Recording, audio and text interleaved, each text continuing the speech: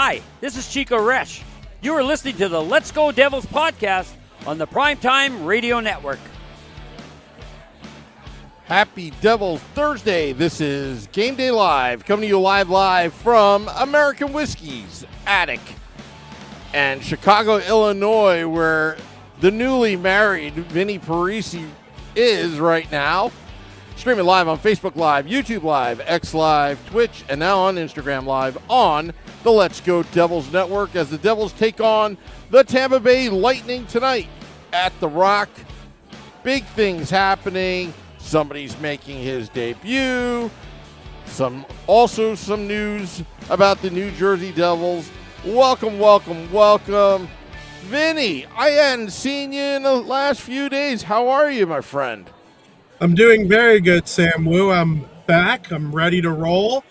Ready to do Game Day Live again on the regular, and I'm excited about it. I've missed you guys. I know we were together for a couple shows there in a row, which was very, very fun. But I'm ready to be back in the fold, ready for New Jersey Devils hockey. I mean, you, Shorts Guy, Nick Milano, and of course Mrs. Wu know how greatly appreciative Katie and I are that you came out to Chicago to celebrate our wedding and be a big part of it. It was outstanding. People loved having the live podcast there. So now that we're no longer in the same state again, I did just want to express my gratitude publicly to the Let's Go Devils Game Day Live crew and the Let's Go Devils podcast guys for coming out and supporting us. It was incredible. So thank you very much. Well, people don't know this, but Mrs. Wu picked up the new BFF at your wedding, your mom, and I picked up a new BFF, and that's Katie's mom as well. So, it's all love in the air. It was kind of cool just to be out there, doing the podcast during cocktail hour, and then afterwards doing Devils After Dark when the music was pumping and everybody's just running around. But the podcast is mobile now. We did the Morning Woo from the new mobile command center, the new Let's Go Devils podcast, Primetime Radio mobile command center. And now, Vinny, you're doing it from the car. We are the only podcast that does it live from our cars now. Yep. That's how dedicated we are. Absolutely. And when we got family things going on around the holidays, post-wedding, I'll be watching the Devils game in the restaurant when I go in after Game Day Live, obviously. Is there a decision in NHL history that impacted more people's lives than, I'm sure there is, but I'm trying to be funny, but when Lou Lamoriello traded up in 2003 to select Zach Parise with the 17th overall pick. They originally had 20, I think. It was originally the 20th overall pick. Actually, and it was. You have it wrong, actually. It wasn't a trade up. It was a swap. And it was due to the Scott Stevens tampering. Then they traded up again, though. Did they really? Oh, well, never mind then. Yeah, all right. That's what I was going to bring up. Yeah. Like, it was originally the Scott Stevens thing. They ended up with Edmonton's pick at 20, and then they ended up with St. Louis's pick at 20, and then they traded up with Edmonton at 17 to get old Zach Parise because the Islanders didn't take him, whatever it would have been, like 16th overall. They thought the Islanders were going to take him, and then they didn't. Okay, so it was a double whammy. I'll have to go back. The swap for the Stevens tampering thing or whatever, and then another trade because Lou Lamoriello was like, I want Zach Parise. Turned out to be a pretty good decision. Yeah, and the New York Rangers got Hugh Jessamine. I wonder how that turned out. Anyway. The 2003 draft is great because everybody got something except for the New York Rangers. Yep. There are like 20 guys in that draft who played over 1,000 games. Yeah. There's another 10 that played like 600-700 games. It's right there for the greatest draft of all time. I know people like definitively say it is the greatest draft of all time. I'm starting to hold reserve a little more as the days go on because 2015 is starting to catch up to it. But for now, it's still the greatest draft of all time. Well, hey, your mom just commented in the YouTube live. She loves my new BFF. See, there's a lot of love in the air. right? There's a lot of love yeah. in the air. Once we got through that, now we're on a one-game winning streak after we got out of Chicago. I know. So, but lots of love in the air. Well, we there's some news. Timo Meier, unfortunately, leave of absence, a family matter. I think the press release said it was a health matter. So wish you the best, Timo. Thoughts and prayers to you. Unfortunately, he probably has to go back home. And but we do have somebody making their NHL debut, Xavier Parise, coming up from the Utica Comets. Do you know anything about this kid? I know there have been many times in the preseason where I've been exceptionally impressed by Xavier Parise's play. And again, the preseason is the preseason for a reason. You're playing against lesser competition. It's not necessarily what you're going to get in the National Hockey League regular season, especially once you start getting into games 30, 40, 50. Like, I understand the difference. But I have been impressed with the way Parise has played in his preseason action. And, of course, playing with the Utica Comets, he earned the call-up. We're going to miss Timo Meier, right? Like, Timo Meier, he's a good player. I think some people expected, Alexander Ovechkin when the Devils traded for him. Timo Meier is going to get you anywhere from 30 to 40 goals. He's going to lead the team in hits, and he's going to be hard to play against on the power play, penalty kill, and especially in the playoffs. But we respect his privacy during this time. I hope everything's okay with him and his family. And again, this is an opportunity for Parise to now come in and make an impact. We'll see how long Timo's out for, and if he is out for an extended period of time and Parise plays well, is Parise the guy who leaves the lineup when Timo comes back? But you got Jack Hughes coming back eventually, probably pretty soon, I hope. So we'll see what this leads to down the road, but I'm happy for Parise. I'm excited to see him play in his first game. Every now and again, a team like the Devils, who ended a losing streak in their last game against the Ottawa Senators, sometimes a little youthful injection is good. It helps teams. I've seen it with the Chicago Blackhawks in my time covering them. You throw in a youthful player into the group, and it gets some of the veterans feeling like they're playing good again. So, we'll see how that goes, how this affects everyone. You know what? It's still early in the season. What you want to bring guys into the lineup is they're hungry, okay? Any young kid that's going to be coming up playing their first NHL game is going to be hungry. Of course there's going to be jitters. Of course you're going to be nervous. But, again, you're just going to have to figure it out. And this team has gone through so much adversity with the injuries and now this. They're trying to stay afloat till Jack Hughes comes back. Let's see what happens. Nason, there's an opportunity for Stefan Nason moving up to Timo's line as well. Lots of things can happen, but what's been happening is now that we got some of these guys back from injury, and then we had a few games, not so good, but how about the third line coming back, getting that chemistry, that magic back that Bryce Salvador has named the ABC line? The ABC line. Arsenio, Brown, Gritsuk. Cody. No, Cody. Yeah. Oh, yeah. Okay. I got you now. Yeah. That's awesome. Yeah. I love that. I tried to make an AI rendition of ABC with the Jackson 5.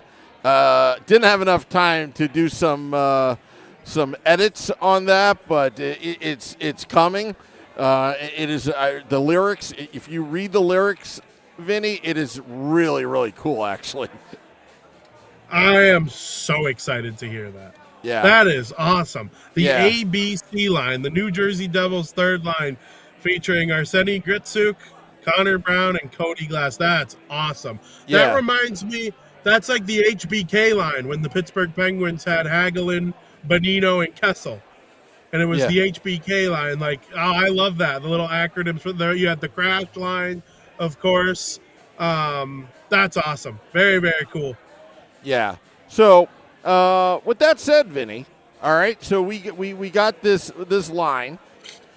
Third line, again, we talked about the bottom six.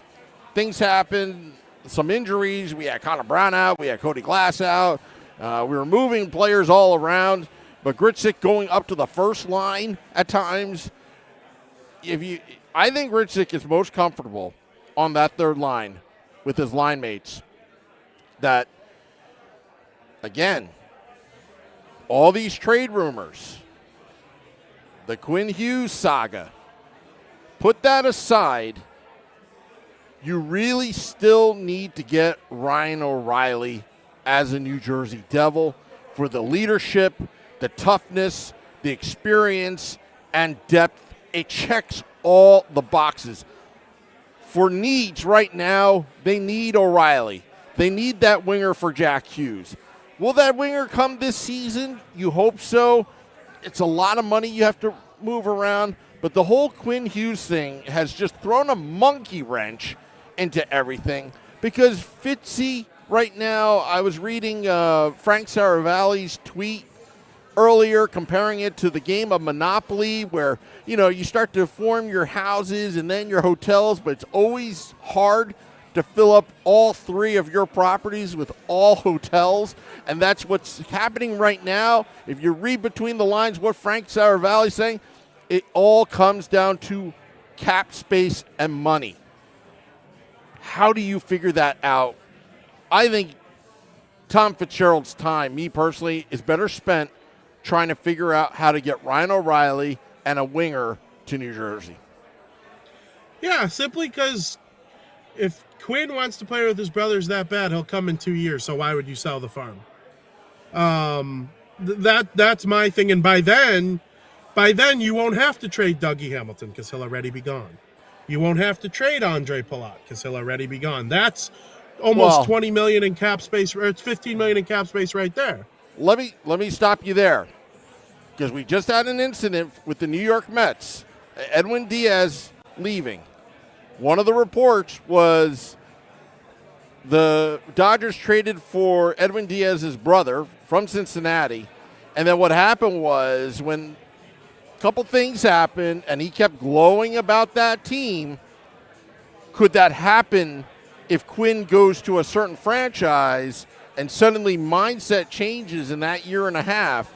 Anything can happen. I wouldn't get too cocky because as a Mets fan, I've been screwed so many times.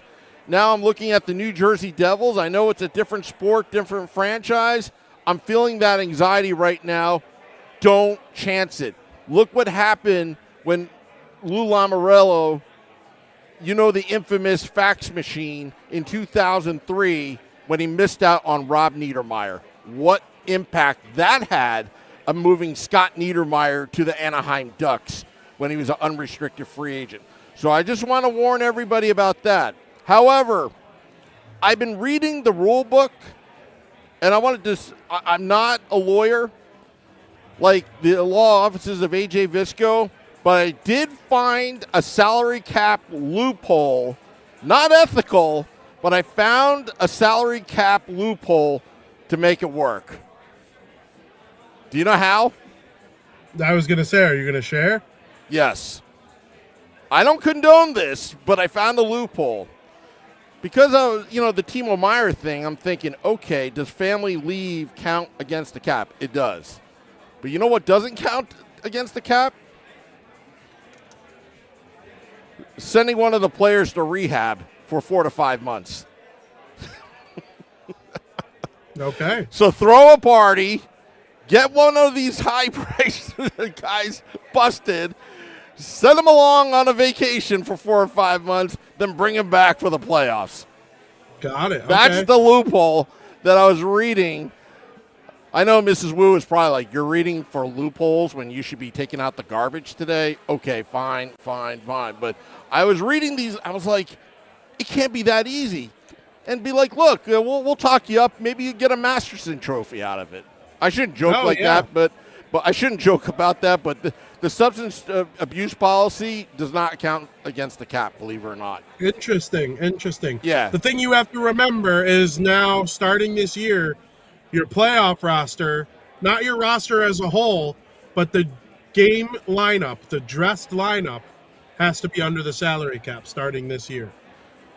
Yeah, but I think the substance, again, I got to read into that. But, again, I shouldn't be joking around about that. But, again, I'm trying to look for different ways to find stuff. And that's what All I I'm found. saying is if they were to come back for the playoffs, because you said they come back for the playoffs. Yeah. Again, is there a loophole there? I don't know. But There definitely is. you know what? You never know if the Devils are actually watching this podcast. They're like, holy crap, that stupid podcast guy actually may have a point here. But I'm trying to look for money. That was the whole thing. I was trying to look for salary cap money to make this work. And I was looking at every loophole, and that's the only thing I can find at the moment. But again, I think bringing Quinn Hughes may disrupt the progress, the chemistry, whatever. At the same time, the Devils haven't won anything either. So with this group, so I don't know. I don't know what to think. Yeah, I definitely see your point about thinking about the future when it does come to like not taking any chances. Like, it's probably a good idea to get Quinn sooner than later so it doesn't impact Jack or Luke down the road. I also understand the point of, man, would Hughes, Heischer, O'Reilly, 1, 2, 3 down the middle be about as exceptional as it gets in the National Hockey League 1, 2, 3 center punch. I mean, that would just be unbelievable. I still think there's a way it could work to still get your Quinn Hughes trade done and find a way to get an O'Reilly or a center of that ilk to pair or to trio with Hughes and Heischer. So that's up for Tom Fitzgerald to find out, though. We just speculate. I mean, in a dream world, this is what we all want. We want Nemec to remain as a New Jersey Devil. We want Quinn Hughes to become a New Jersey Devil. You want that Ryan O'Reilly on that third line. And if you can get that winger, you know, Jason Robertson, if you're going to trade for him, they're going to ask for so much. And on top of that, trying to re-sign him, that's going to completely screw up your salary cap structure with the New Jersey Devils. But is there a winger somewhere in their mid-20s that the Devils can get? The Steven Stamkos thing is kind of reminds me of.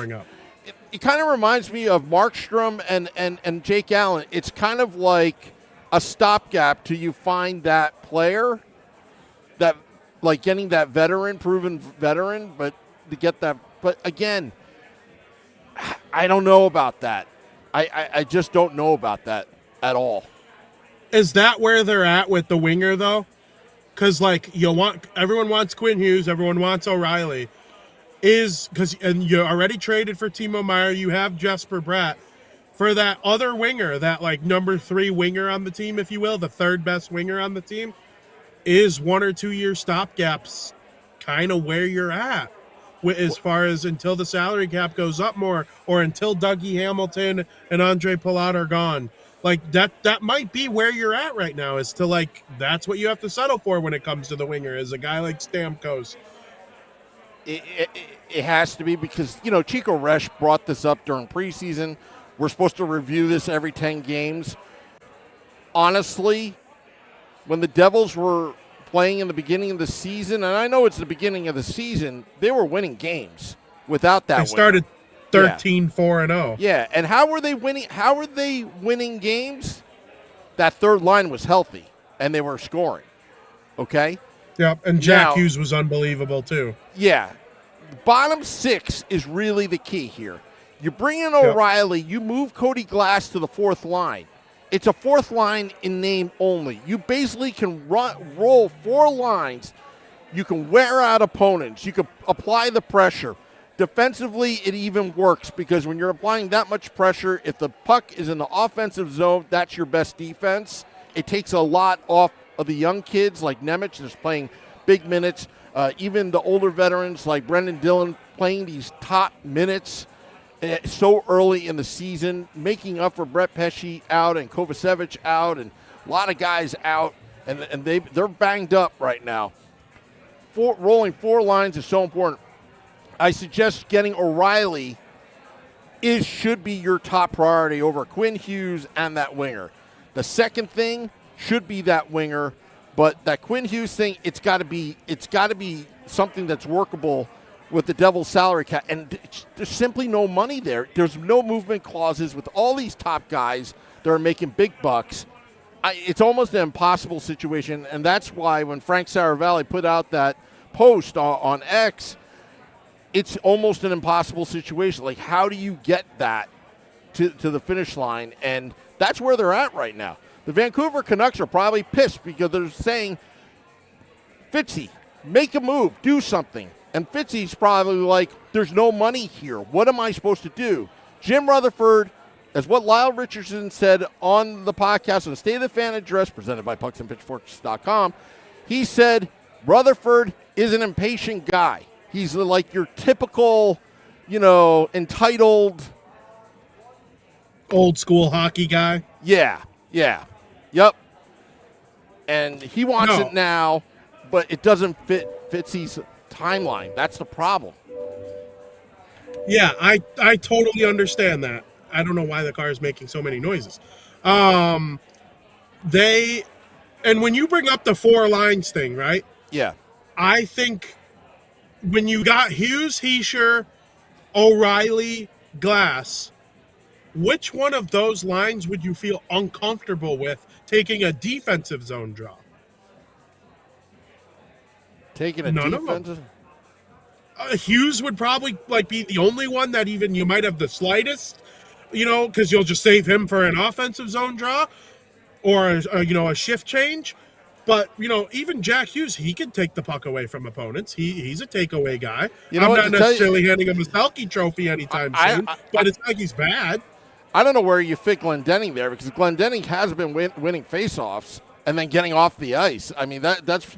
But you can't be a one-trick pony here. You can't be just a specialist. Cody Glass has played so well. It just, again, when he's on and he's healthy, and mix that in with Connor Brown and Gritsik, that's a magical line. That third line, again, my coach used to tell me, you're only as good as the guys that are out on the ice. So basically, you're only as good as your weakest link. You roll 4 lines. You keep on pounding. You know that Jack's line is just going to, if they play that north-south game, they're just going to stretch the ice. Same with the Timo Meier, Nico Heischer line as well. And then the O'Reilly line, you've got a veteran. You got one that's going to stick up for his teammates. He's going to be a leader in the locker room, a proven center, a Stanley Cup champion on that third line.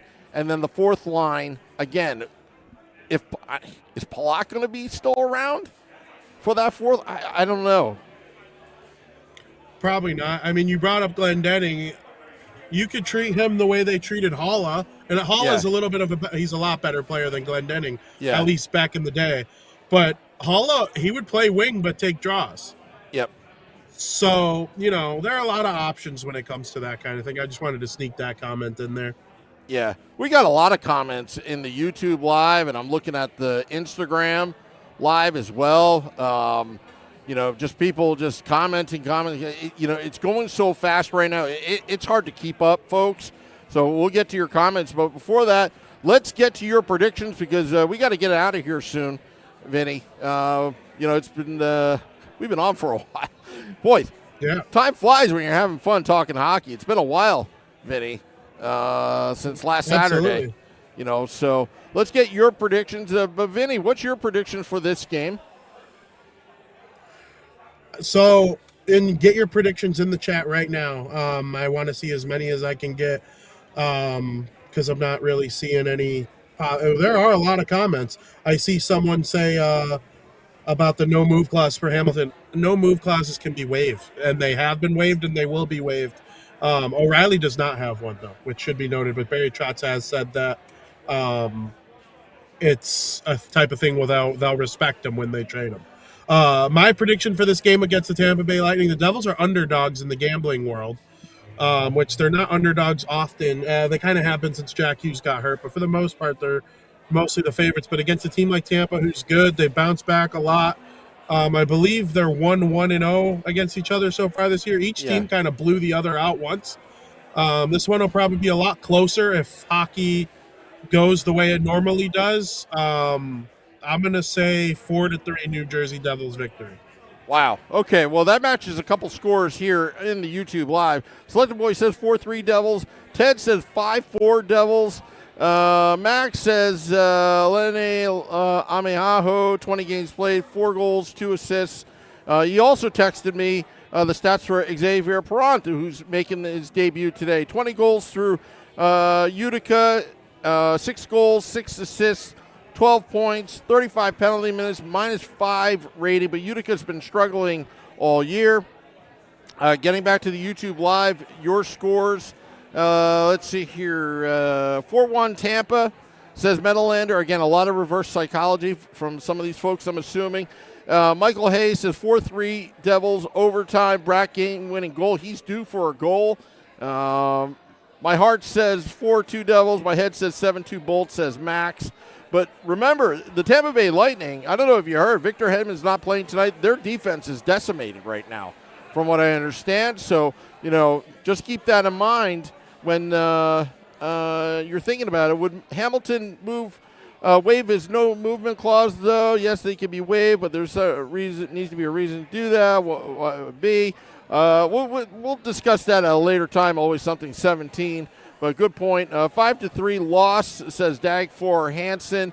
Jay Snow says 5-1 Tampa. Lupus not is 3-1 Devils. Glendenning empty netter. Let's see here. Third row Brodor's side today. That's where Michael Hayes is sitting. 4-2 Devils, says Survey. Seagot's retracted the score. Corbin says 4-0 Devils. 3-2 Devils, says Wimpy. Shootout. Cotter, smooth. Robert Isaacson says 3-0 Tampa. Devils getting shut out. The law offices of AJ Visco says 5-3 Devils. Perrant is a 5'8 speed skater, says Michael Hay. Seagot's 15 says 4-2 boys in red. Perrant scores. Love it, love it, love it. And Caitlin Hennelly, Cathal says 3-0 Devils. Cahill. Okay. All right. What was his prediction? 3-0. Wow, 3-0. Slante. So Slancha. Sam, we got to work on your Irish. Sam. Oh, I don't know. You got to work on your Irish. Yeah. Well, I am partially Irish. I eat corned beef. I like cabbage. I like the unstuffed cabbage Mrs. Wu makes at home, And what else do I like? I like shepherd's pie. Shepherd's pie is like one of my favorites. Just without the mushrooms, because I'm deathly allergic to mushrooms. And really? yeah, well, not deathly, but it'll make me sick. Sure. Just no pineapple. Pineapple, that's deathly. You throw it at me. My friends used to at a tailgate would throw pineapple at me, thinking it was funny, and then once they saw the big hives come out on my skin, they were like, "Okay, we'll stop." Let's see here. 2-1 Devils, always something. OT game. Okay, all right. Shepherd's pie isn't Irish? It's not? I thought it was. I'm not even going to pretend to answer that. I thought it was. Anyway. All right. Well, here's my prediction. Well, now it is. Now it is. Now it is? Okay. All right. Well, I'm not going to pretend to be Irish because I have Ranger Suck fortune cookies here at American Whiskey, by the way. Yeah. We know what you are. Yeah. Slancha. All right. Whatever. Besides, I can't. Look. I can't even read with my glasses. I'm getting new glasses soon. Anyway, need more cowbell. All right. 8-4 Devils. 8-4 Devils. And let's go through the starting lineup. We forgot to do that as well. And then my friend Matt's like, that Morning Woo jingle is still in my head. I'm like, geez, that's old news. Anyway, let's see here. Let's go through the starting lineup today. Just before we go, we got Heischer, Nason, Bratt. We got Mercer, Cotter, Palat, Glass, Brown, Gritzik, Glendenning, Cruikshank, and Perrant. The pairings are Hamilton, Siegenthaler, Dillon and Hughes, Nemec and White, and Markstrom is starting in goal. So, All right. Well, I don't want to take away from your time with your Irish side of the family, Vinny. But, yeah. Oh, there we go. I didn't even notice. But I keep it plenty Italian too. Oh, okay. All right. We know the most Italian team in the NHL is the New Jersey Devils. Oh, of course. Of course. Well, I was going to say something, but I'll reserve it for another time. All right. I'm still mad at the Italians stealing our spaghetti, our noodles. You and I have had that debate before. That damn Marco Polo. Argument. Marco Polo was an a-hole. Yeah, Marco Polo. You want to talk about, like, our noodles, like spaghetti is like that Italian knockoff of our noodles. That's the way I look at it. Absolutely. Yeah, anyway. That's why I don't eat it. Yeah. Unless it's Asian cuisine, then I'll eat it. All right. Well, anyway. Well, thank you, Vinny. Thank you to everybody that's tuning in, dropping the podcast a little bit later. Devils After Dark after the game here at American Whiskey. Till next time, let's go Devils.